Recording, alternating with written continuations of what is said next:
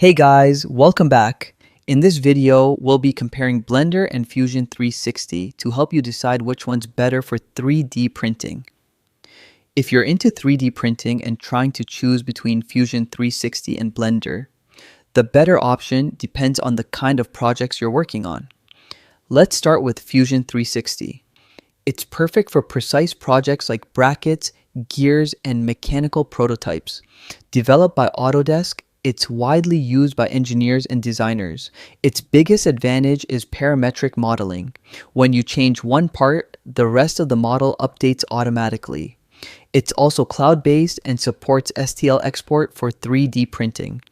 Plus, it's free for hobbyists earning under $100,000 per year. The downside? Fusion 360 isn't built for artistic sculpting or decorative models. On the other hand, Blender is ideal for creative 3D printing, characters, sculptures, and miniatures. It's completely free, open source, and has a huge online community.